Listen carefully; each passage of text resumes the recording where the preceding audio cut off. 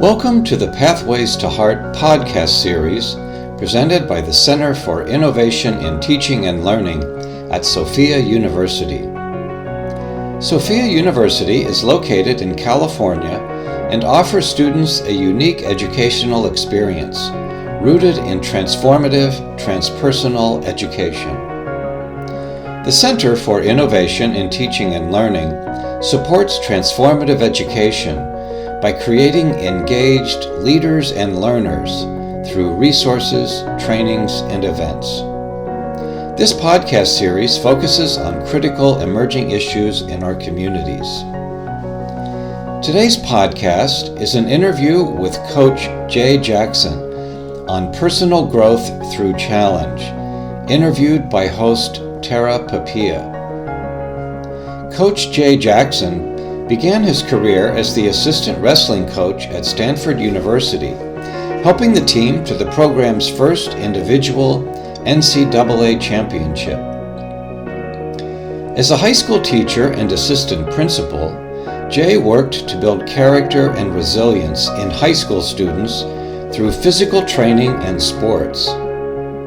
He became a Spartan Racer, and through that relationship, created a curriculum to help youth and adults grow into better versions of themselves. Here, he shares his insights into personal growth through challenge. Okay. Welcome, Jay Jackson. Thank you. And thanks for agreeing to be interviewed. So we'll get right into the questions. You received your bachelor's degree in psychology from Stanford University in 1995. I'm just curious, what made you study psychology? Just how interesting psychology is. I tried, as a freshman, I tried several different courses just to see what I was interested in, and psychology always stuck with me. In particular, the positive psychology portion of it all. So, and I had great psychology professors there.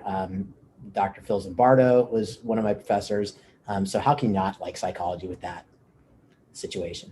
And then you went on to get your Master's of Arts in Education, but something led you to that direction. Can you explain what that incident was and how it changed the direction of your life? Sure. And that's a long story, right. But I'll keep it brief. But I was working in advertising. That's what I was going to use my psychology major for, was to work on the creative side of advertising. And I had gotten an internship at an advertising agency, and everything was going according to plan. And then I was also coaching wrestling at Stanford University. And I had somebody come up to me during that time and befriend me, and basically talked his way into my house, saying he had issues and car problems and couldn't get into his apartment. So I let him stay on my couch. And that night he, all that was untrue. He was basically stalking me, and came into my room at night with a gun, pulled the gun on me, tied me up, and had me there for about an hour and a half. I was able to get myself out of that situation, and hold on to him, and police came and took him away. But after that, when you have a near death situation, a lot of times I'm assuming I haven't had many near death situations, but you're going to really look at your life and say, what am I doing? How much meaning does my life have? And I was looking at the advertising job, and that week I was making a menu for Armadillo Willie's, which is a barbecue restaurant. This is before the internet. So I was going to the library and finding out information about armadillos that I could put on this menu. And I was just thinking to myself, I'm really not producing for the world. So then I started thinking about what is it that I could do that could be a better use of my time. So I thought about being a teacher, and in particular, my dad, who raised me kind of an interesting way, to take on challenges, and he was very demanding and supportive at the same time.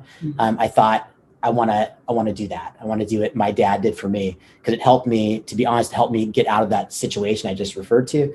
And it's something that I think would make other kids better. So the following year, I applied to go to graduate school, get my master's degree from Pacific Lutheran, and then start a career in education.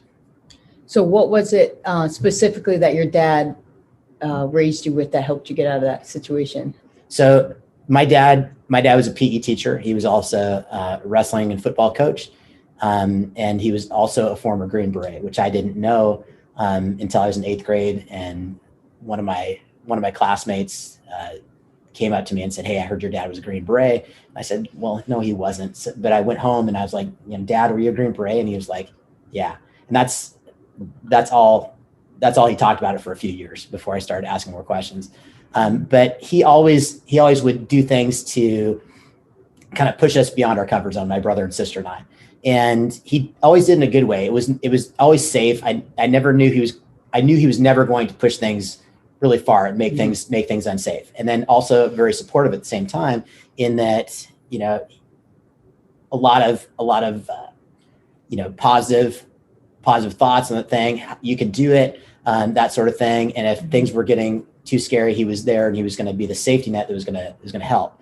So just one example, like we had a boat and he, told my brother and sister and I the boat was out of gas, and then he tied a rope to a life jacket, and we all took turns, swimming and towing the boat with the life jacket on. And it took about 2.5 hours, and we were pretty tired and exhausted at the end. And then we got to the gas dock and very proud of ourselves. And, he was very proud of us. And then turns out the tank was pretty full. So just things of that nature, which maybe at the time I wasn't, didn't quite understand why he was doing things. But over time, I started realizing, this actually feels good to get challenges. It takes my mind off of other things. And I feel proud of myself and good about myself. So I started, taking that and providing challenges to myself. So I'm very thankful my dad did that. One other thing my dad did, he had my brother and I wrestle blindfolded sometimes. And seems odd, but he was explaining to us that if you wrestle blindfolded, then when you can wrestle non-blindfolded, then you're gonna do much better, and you're gonna understand it's a different frame of reference. And thankfully he did that for us, because in that situation I was in where the burglar pulled a gun on me, the first thing he did was, tie my hands behind my back, my feet together, and he blindfolded me. And I got my hands, when I got my hands out, then I was very confident in that situation, because I'm like, I've wrestled blindfolded with my brother. I know what this is all about. I just need to make sure that I can, if this guy, gets close enough where I can get my hands free and I can grab him, I'm going to be, okay in that situation. So, again, at the time, you would look at that from the outside and say that makes no sense. You'd say my dad's crazy, but obviously it worked out well for me. Now, was your father alive when that incident happened? He was. And what was that conversation like? That was interesting. I told him, and I just, in a situation like that, you're just going to tell someone very quickly and just hang up the phone and let him process it.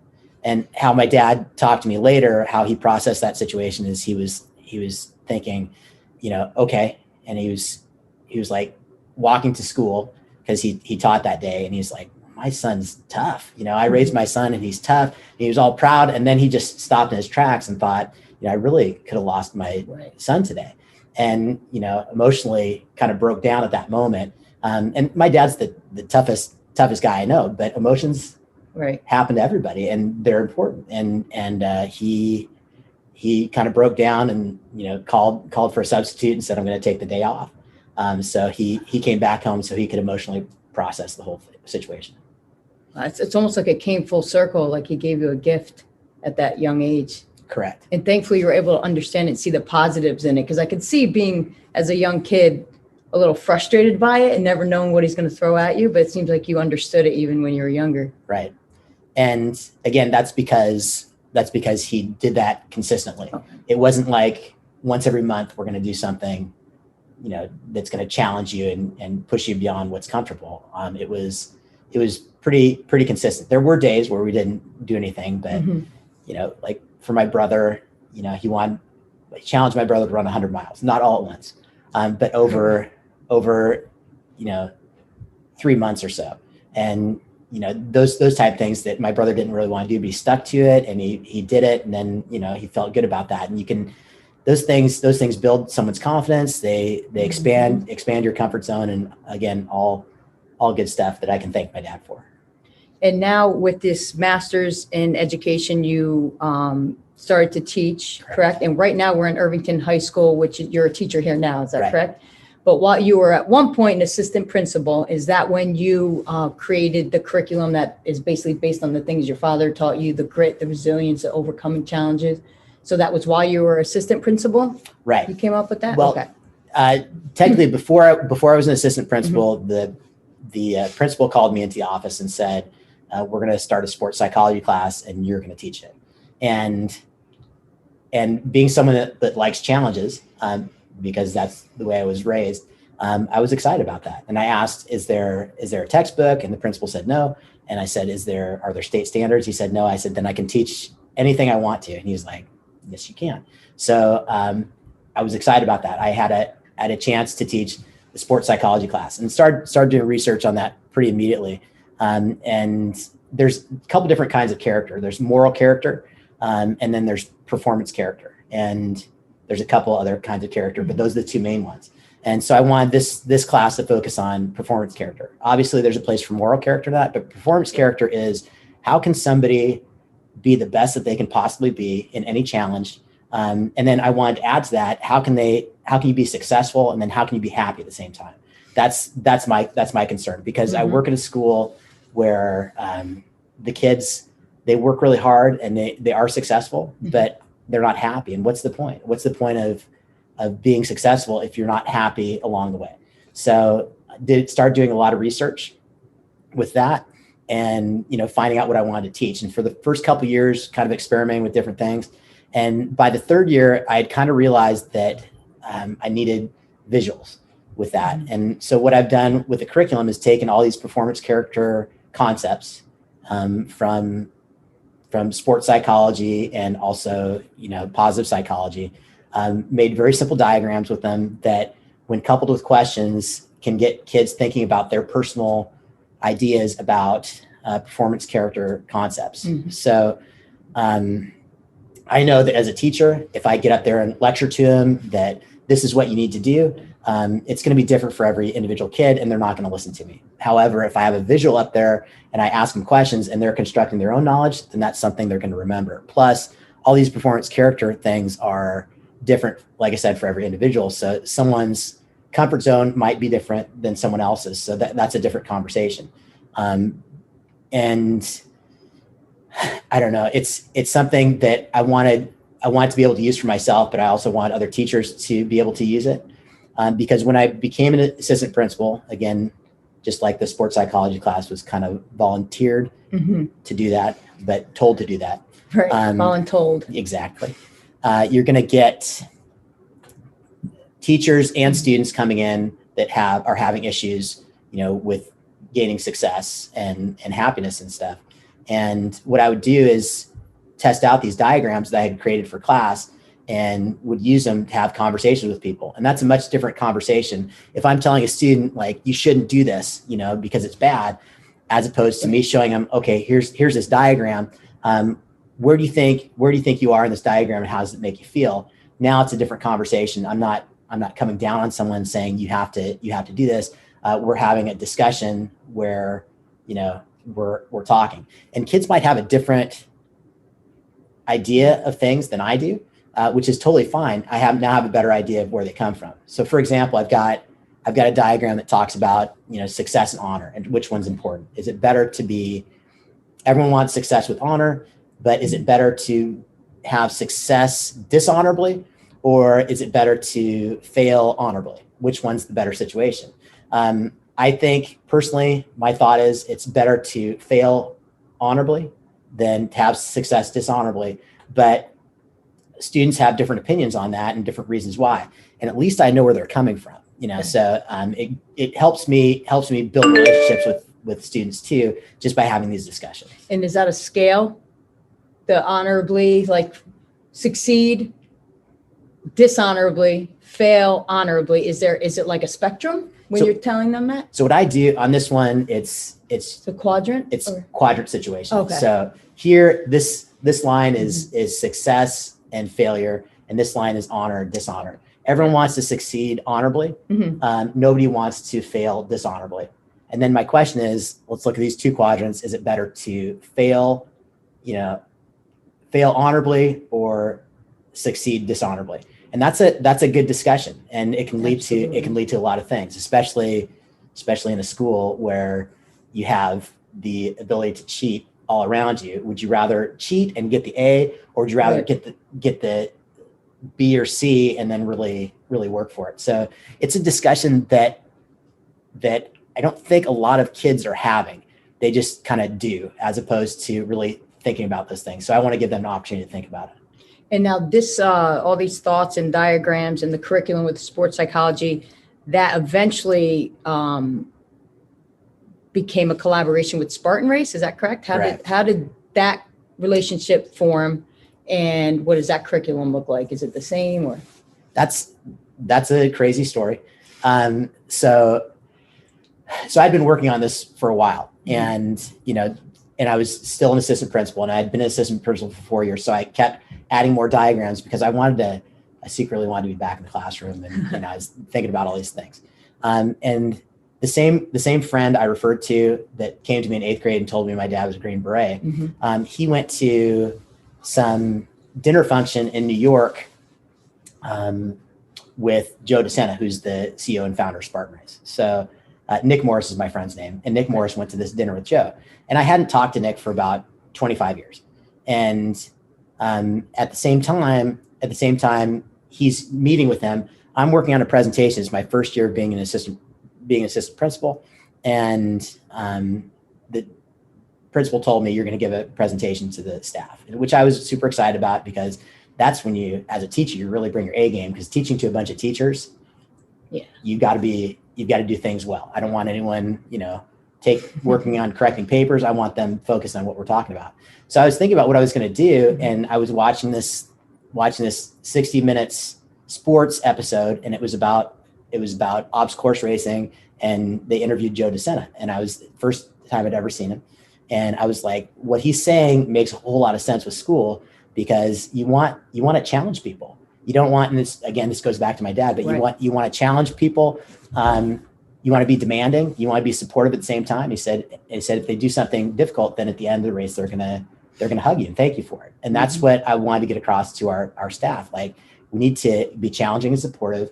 And then at the end of everything, the kids are going to be thankful for it and grateful. So I was making a PowerPoint with that presentation. At the same time, Nick is talking to Joe, and he tells him my story about getting, tied up and blindfolded by gunpoint. And Nick sends me an email next day, and he's like, hey, I met this guy named Joe DeSena, CEO and founder of Spartan Race, told him your story, he'd like to meet you. And I said, that's crazy, because I'm just making a PowerPoint on this very guy. So I want to meet him. So Joe flew down to Monterey, California. There's a race here. I had no idea what obs course racing was about. The only thing I knew is from that TV show. So Joe came down and met him at the race course, and it was shocking how many people showed up. And, I didn't realize it was such a big thing. And then I'm talking to Joe for a while, and, he wants to know about this story where I got tied up at gunpoint, and how my dad, was related to that, and things of that nature. And then he's like, hey, I've got to go answer some emails. Do you mind? Do you want to, just hang out? Do you want to check out the obstacles? Do you want to run the race? I said, well, I'll run the race. And I'm wearing khakis and not running shoes and a long sleeve cotton shirt. And, Joe brings me up to the front, and there's about 40 people getting ready for the race, and they, shirtless and, face paint, and they're very excited. And the announcer says, this is Jay Jackson. He's a personal friend of Joe DeSena, and he's the guy to beat in this heat. And they're like, yeah. And I was just kind of looking around like, how did I get in this situation? And we head out, and we've gone for about 3 miles, and I'm tired. I hadn't been training at all. And the race I saw on on 60 Minutes was about 3 miles. So I had gone about 3 miles, like looking for the finish line. And then I see this sign that says 10 miles to your ice cold Sierra Nevada. And I looked to the guy next to me. I'm like, how long is this race? And he's like, this is the beast. I was like, what's a beast? And he said, a beast is it's 13 miles. And so now I'm really in it. And it was perfect though, because it's exactly what I was talking about. I want to challenge myself beyond my comfort zone. And I was ready to stop, and I had 10 more miles to go. And it's not an easy 10 miles, as you know. It's up and down and different obstacles and things like that. And I was dying and wearing khakis and all those reasons to stop. That was my question. Did you still have the khakis on? Yeah. Okay. And then at the end, I was able to do it.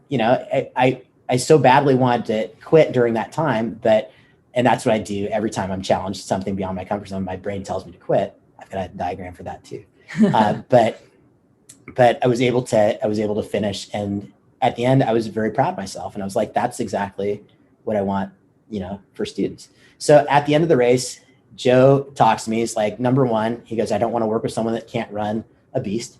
So he said, I know you can do that now. He goes, what do you think about doing an educational component to our brand? So I thought about that. And again, that's a challenge. So let's go. So I had my sports psychology class before. I had these diagrams, but it wasn't terribly organized, yet.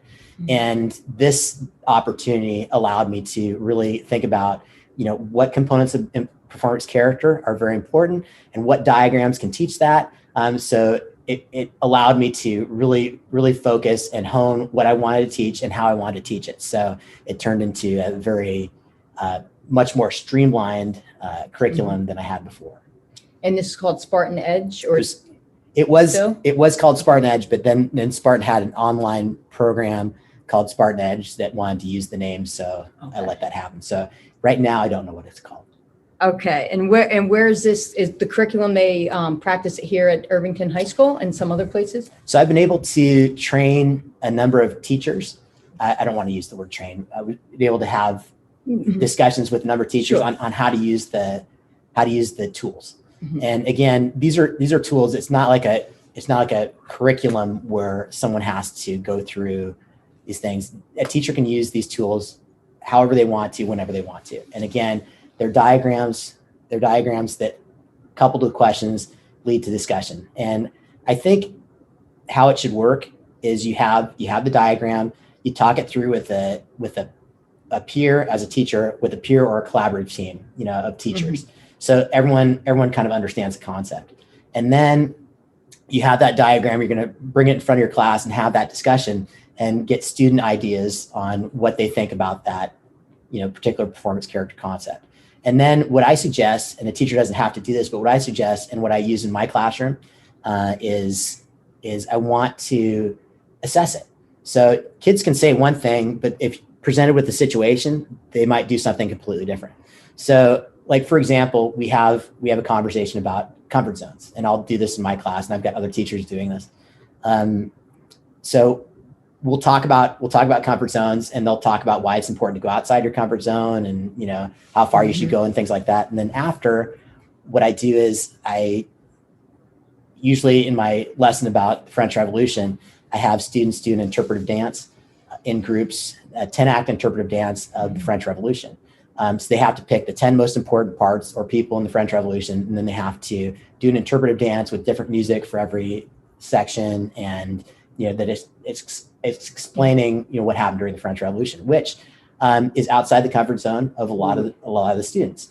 And I'm not asking them to do pirouettes and stag leaps and things of that nature, but I do want them to be a little bit uncomfortable. And then we can talk about, not only do they learn about the French Revolution, but they're testing comfort zones. Like, did they go out of their comfort zones? How did it feel, when they went out of their comfort zones? How did it feel before, during, after those? Would they ever do it again? How can this benefit them? So again, I want to teach the content, which is very important, to teach the world history content, but I also want to teach these character traits. So that's how I do it. And I've got, like I said, I've been able to train a number of teachers, actually a lot of PE teachers, because this was a Spartan program. We've got a lot of PE teachers in this, but classroom teachers use it as well, including myself. And I've got 2 schools, one in West Virginia and one in Denver, that use the curriculum school-wide, which has been very neat to see, because my curriculum is fairly simple. And it's been amazing watching some teachers take this very simple curriculum and, have it blossom. So basically I'm giving them seeds. They take it, make it their own, and you've got these full-fledged gardens. The one in West Virginia is incredibly interesting because they started with these diagrams pre-K. And the woman there, Jennifer Dawes Brazier, says that, just giving them visuals allows them an opportunity to talk about these things, these are kind of abstract concepts. And without the visuals, it's hard to talk with, 4 and 5-year-olds about this. But she said they get it, and then she's had them for about 4 or 5 years now. So these kids have been working with these diagrams for, 4 or 5 years, which has been pretty awesome. And she'll send me stuff. And again, what I do is simple. Jennifer has taken this stuff and created this wonderful school, that uses these things as a tool to enhance her program. So it's been very neat to see. And it's nice you can use it with different subjects. There's a lot of visual learners too. So history was difficult for me. Yeah. But the visual, the dance, and all those things that go along with it, I think can help the kids who, learn in different ways, not just lecture. Right. So and I look at the projects, the open-ended projects like the dance. It's like an obstacle in a Spartan race, right? No one's gonna remember the flatland jogging. What you're gonna remember is the going over the wall or climbing the rope, or those are things you're gonna talk about afterwards. It's just like school, lecture and worksheets. Those are just like a flatland marathon. You got to give them obstacles. I would say academic obstacles where they can, they're going to try harder. And just recently I was doing a unit on courage in my sports psychology class, and had the kids, they either had to do a comedy routine or a dance or sing karaoke in front of a group of people. And it was based on their level of comfort. Some were just in front of 1 or 2 people at home, some in front of our class, some in front of other classes. But I kind of lost my train of thought there. What was it? Oh, we're talking about the obstacles in the classroom, like a race. Sorry.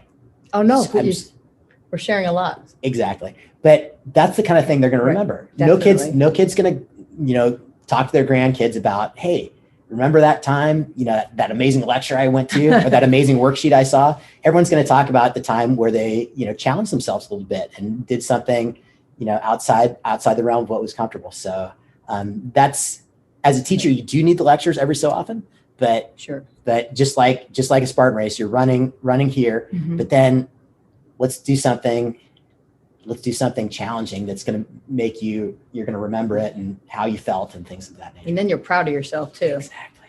So you also are involved with Beat the Streets. Yeah. Can you explain what that is? Because you've made a difference there as well. So Beat the Streets is wrestling is my sport. And my dad, again, my wrestling coach, and wrestled, through college, and I'm coaching wrestling right now.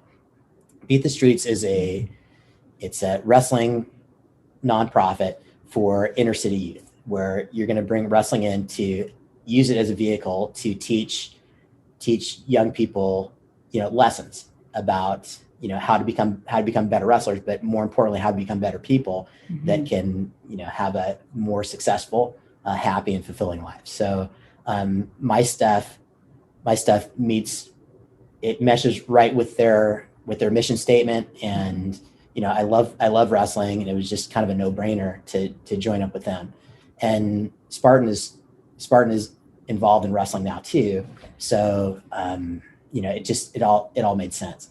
So and I do this with my wrestling team as well, every so often, once a week or so, we'll have a diagram, we'll discuss it. And then we're being very intentional about, this is what you can do to make yourself better, or, how do you want to think about, making yourself more successful and happier at the same time. So again, perfect marriage, and love what they're doing. That program's been around for quite some time, and I'm trying to help it in Bay Area Beat the Streets, and then hopefully we can expand it beyond that.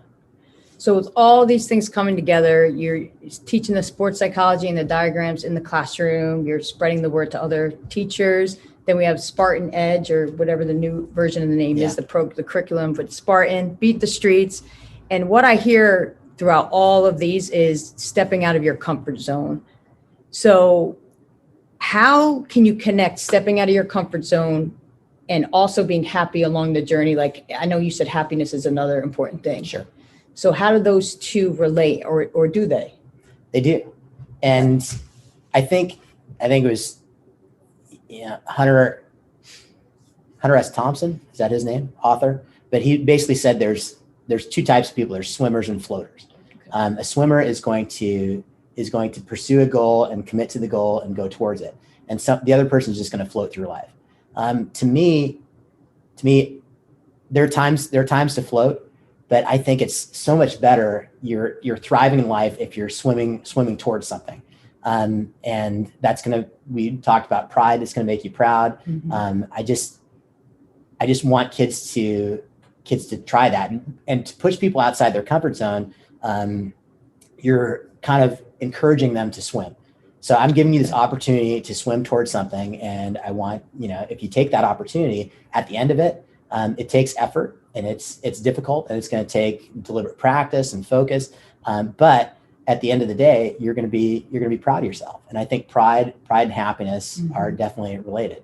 I also think if you understand why you're doing something, why I'm heading towards a challenge, mm-hmm. then you're going to be much happier about it as opposed to being a victim to it and like my teacher's forcing me to do this. Right. But if you're like, this is a great opportunity for me to better myself, and you have that good why, and that's good. Then with that why, you have that purpose why you're going somewhere. If you can couple emotion with that, mm-hmm. Where it makes you feel good, and purpose coupled with emotion, for me, that's passion. And if that's the hardest thing to teach someone to have, is a passion towards something. For me, teaching is kind of a passion because I connect it to that incident I had mm-hmm. where I was, tied up at gunpoint, and those were not good emotions, but they also elicited positive emotions because of what my dad taught me, all this pride, and I was able to get out of that situation. And these emotions are all coupled up with my purpose to teach, which is to make kids more successful and happier. So anytime if I'm teaching, I start getting tired or, not as involved as I should be, I can bring those emotions back, and then it fuels my passion more. And we've talked about this, you and I have talked about this outside, but mm-hmm. If you can get kids focusing more on the process, mm-hmm. and what they're doing and why they're doing it, and why that's good, and improvement that leads to pride, then that's a lot more fun than just outcome based goals. If their goal is just to get an A in class and they just do it, then that doesn't feel good. It's like checking something off the box, as opposed to someone that's just going to focus on, oh, wow, look at how much I've learned throughout this process. And this is great. And one of the things that stood out, we were talking about with Joe DeSena about burpees. Like he had mentioned, if the bell goes off in class and all the kids did like a minute of burpees at a time or something, whenever the bell would go off, they'd be out of their comfort zone. They might not want to do it. But you had said, you think most of the kids would do it, if not all of them, because they're going to see other kids doing it, being uncomfortable, and they'd be more uncomfortable not doing it. It's going to push them. It's almost like a chain reaction. Right. And then they may all do that. And it's uncomfortable. No one wants to do burpees for a minute, much less 2, 3, 4, 5 minutes. So that reminded me of, there's the individual transcendence. We have talked about the flow state, like when you're on a run, like the runner's high, where you kind of transcend yourself. Right. But there's also a group transcendence, which would be similar to like maybe a wrestling match. There's more than one people, there's a crowd, and a Spartan race. When you did that 10 miles or that 13-mile run, you knew you had 10 miles left, there was someone else next to you with you. Right. So in respect to individual transformation and group transformation, have you experienced one or both? And which one would you think is more powerful? Ooh, that's a good question. I'm not sure I can answer it for myself. That's a tough one. So with flow state, I would say this. First of all, flow state leads to joy. And the reason why there's a difference between enjoyment and pleasure. Pleasure is I don't have to work for something, but it feels good, and that's pleasurable. So pleasure could be me watching TV or eating some food someone made for me that's really delicious. Enjoyment is different because it is you have to work for it, and there's joy involved in that. So if I get myself to flow state, that's enjoyment. So I have to start with having a passion for something, persevere, and passion for perseverance leads to grit. And if I'm attacking some challenge, every so often that ability is going to meet my skill level, or my ability is going to meet the challenge. Sure. If they're at the same thing, then that could lead to flow state where I'm so focused on what I'm doing that it's stirs the acronym. It's selfless. You feel like you're one with the universe. It's timeless. Time can speed up or slow down. It doesn't really matter. And with selfless, your ego kind of goes away. Is there the I and the R left? Oh, there's E and R. E-R. And now I'm trying to think of what it is. Euphoria? No, it's not euphoria. But I should have my notes. But it's this wonderful feeling right, where all around it's timeless. You feel like it's wonderful. And it's not easy to get there. But the only way to get there is to really push towards a challenge and have, again, your skill level match the challenge you're giving yourself. And if you find yourself there, you always want to find a way. You always want to find a way back there. And it's just that's where joy comes from. And I've only had a couple like really deep flow states before in my life, but I'm still chasing those things. I'll pursue challenges because I want to get to that experience again. Now, if you're on a team where everyone's working so together and everyone's so focused on what they're doing, where the team reaches flow state, gosh, I think that would be the ultimate, wouldn't it? If you can, I'm just looking at it from a class perspective. If I give students a challenge in class that they're really into, I know they're in flow state if the bell rings and they're like surprised by the bell. Right. And that's the goal, is to get as many kids as you can in flow state. One kid in flow state is great. If you can get the entire class in flow state, that's the ultimate.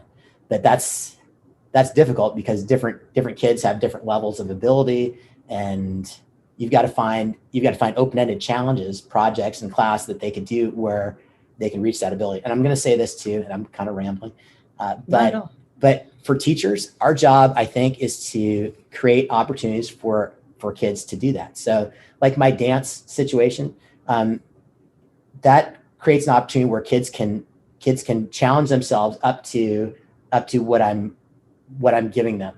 Okay.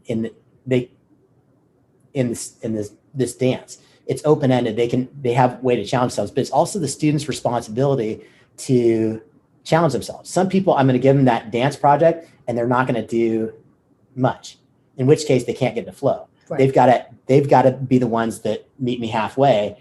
And here's the open-ended project. And then they're going to try hard enough where their ability matches the challenge of what I'm giving them. So, but if you can get, to answer your question, I can't think of anything better than a whole class of students, in flow. I don't know. Yeah. I don't know how often that would happen. I know in the military, it's, they're special forces teams that they're really working on trying to get the whole team into flow state, and they've got some ways that they're working on that. Well, you saying that made me think of like an orchestra, like how everyone plays together. It's more impactful for the audience and maybe for them than being just not that a soloist isn't enjoyable, but there's something special about a whole arena of people playing in unison. And that's, I think, on it, like that Spartan race that you did, if you were doing that by yourself, the 13 miles, and you looked at that sign and said, I have 10 more miles to go. It's a big difference with that, with someone next to you also doing it, whether you're behind him, next to him, beside him, and then other people with you. So I agree that would be the ultimate. And in a classroom, you watching the whole class in flow versus one person must be an amazing feeling. because you're creating that or helping that, facilitate it. And the best part of that is whether it's an individual or a group, everyone's got problems in their life and anxieties and things they're thinking about. But if you get to flow state and you're so focused on what you're doing, those things go away. You're not thinking about those things anymore. And that's even if that happens for an hour or just a few minutes, that's better than it not happening at all.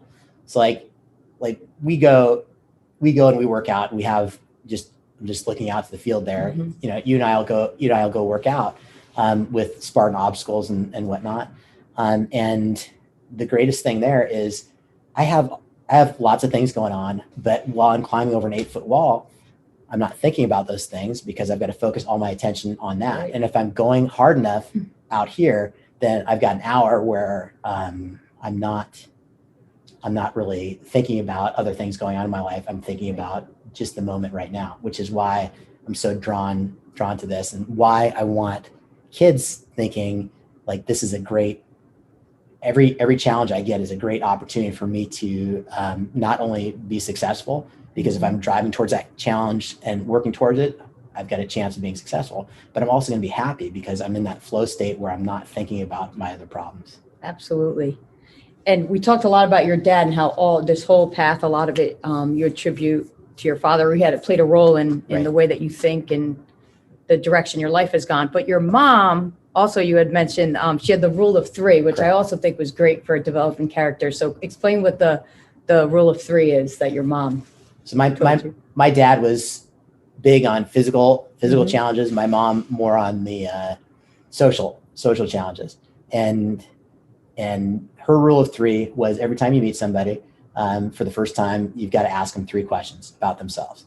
And it's such a great thing. And I didn't want to do it. It was outside of my comfort zone when I was younger. And she was very diligent and, standing there and encouraging, ask 3 questions until it became a habit. And it became comfortable for me. But what a great learning tool, for me, not only getting out of your comfort zone, but getting to know somebody, being selfless, finding out about them. It's just a skill that I'm really grateful for, that I would not have done without my mom, pushing that. Do you still do that today? 100%. I'm trying to remember the first day we met, if you asked me 3 questions. I know you spoke to me for a while. You gave me your attention. Yeah.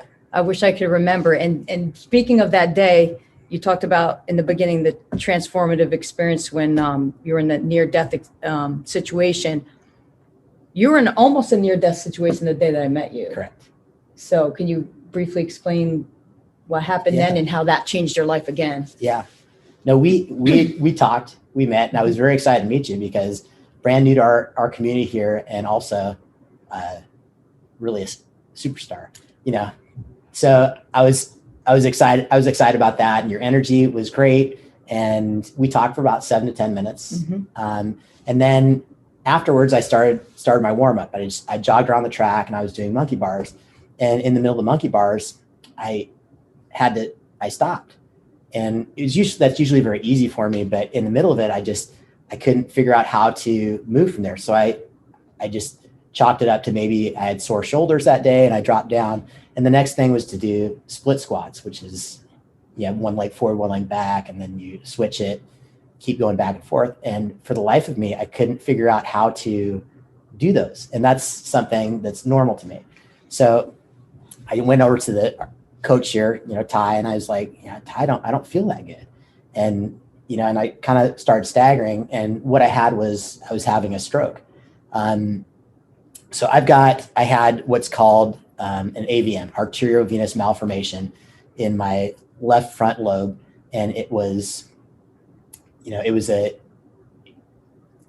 situation where I'm born with it and it's just going to explode at some time. And it chose that moment to explode.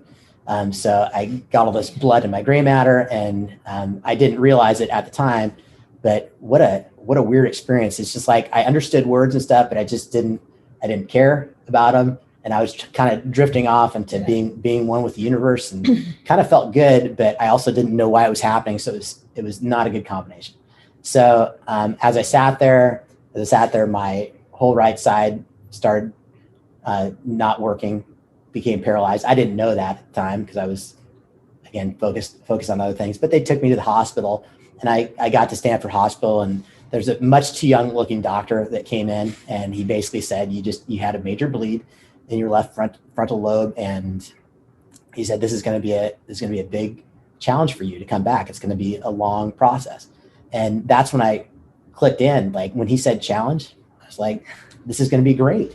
I started thinking to myself, this is a great opportunity. I've had these, I've got these diagrams. I've had these discussions with kids. I've had these discussions with teachers. I've had these discussions with Joe connected me to, amazing athletes like yourself that I could have these discussions with. And so I knew how I wanted to take on a challenge the best I could. And, when it came to this, it was a several month process coming back. And I spent a month in a rehab facility and things of that nature. But this sounds weird, but I was excited to do it because this is a way to test my thoughts on, performance character and if we're talking full circle, right. What an opportunity for me. So, and I will say this, that, when I was leaving that rehab facility, I had a few doctors come in, separately. And, it was all the same questions like, hey, what are you doing? Cause it's, your recovery was pretty amazing. How are you doing it? And, basically I think it's all positive psychology. I think it's just taking the time to think about how you best want to, take on a challenge. And I think focusing on the process as opposed to like, if I would have focused on the outcome of getting all my motion back on my right side, then I would not be happy until I got all my motion back on my right side. I would be bitter. And there are a lot of bitter people in that rehab facility.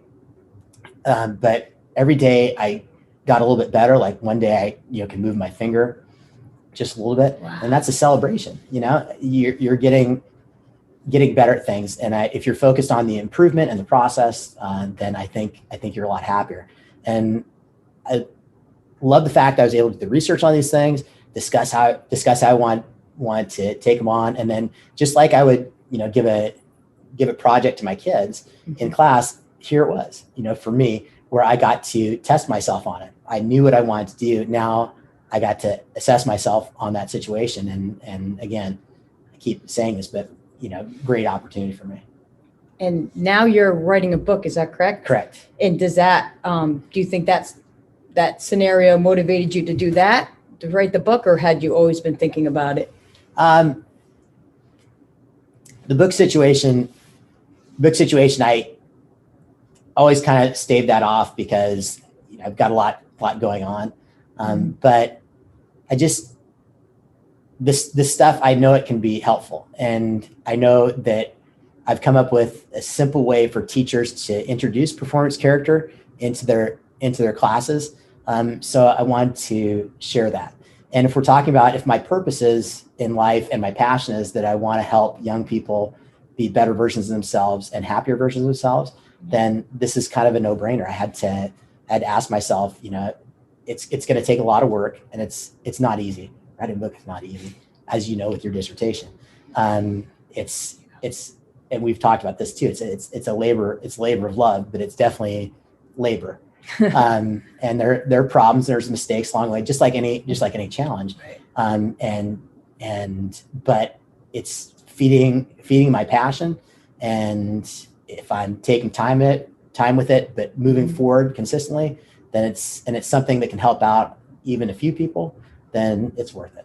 And is it about all the things we've been talking about, just a culmination of diagrams and thought processes? And it's mostly research based. So okay. there are some stories in there, but mostly research on, let's say, deliberate practice.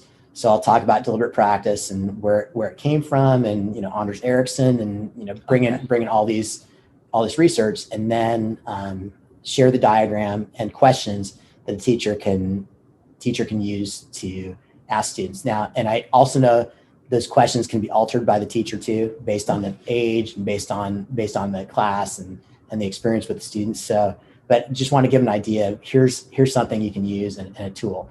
And then the next chapter will be, the final chapter is a chapter on flow. We talk about Csikszentmihalyi and how flow came to be, and ideas about that. And then each section will have a diagram. And I believe there's 24 total diagrams in there that the teacher can use with their class. So I wouldn't expect a teacher to hit all 24 in a year, but as a teacher what your students need. And then the hope is that coaches can use it too, sports coaches, individuals can look at it. It's the book is based, it's specifically for teachers, but I think the concepts apply to sports psychology, positive psychology concepts apply to every area in life, whether it be academics, sports, relationships, all those things. And how close are you to finishing it? Like in the home stretch? We talked about this earlier too, but as I got to the final chapter, for some reason in my mind, when I get close to finishing something, then I start thinking about being done with it, and it takes longer. Right. So as I got to the final chapter, which is odd because I've got a diagram about that, so I wrote about it. I wrote this thing in there saying, I know when I get to the end of this book, it's going to be hard for me to do this. And I still had the issue and, fight my way through it, but I'm done with the first draft of the manuscript. And now is when I'm working with one editor, but now 10 editors are going to come in and really pick it apart, which I have to, I'm bracing myself for that.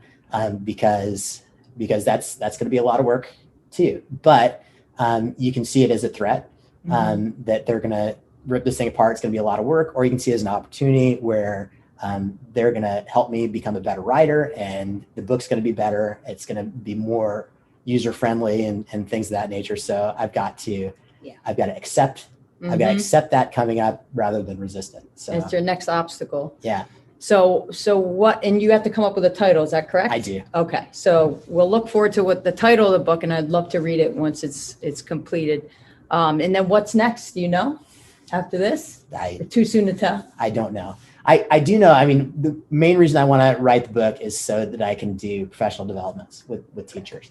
And, and for me, professional developments, we do a poor job in education with professional developments because unfortunately over 90% of professional developments are a PowerPoint presentation with a lecture, which is modeling the worst thing you can do in teaching. So what I want to do is give professional developments where it's going to be more of a discussion, use a tool, understand the discussion, and then brainstorm ideas that individual teachers can use that are at the professional development on how they could introduce this diagram, this concept into their math curriculum, and what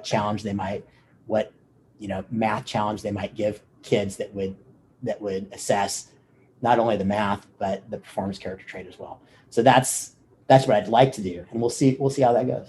So we'll have to have another interview, and then once that manifests, we could talk about your professional development career. It sounds like it's going to happen because everything else you've made happen. So thank you for giving us your time, Jay, and I look forward to reading your book and talking to you again. Thank you very much. Right. Take care. For more podcasts or information on educational programs at Sophia University, go to www.sophia.edu. Thank you for listening.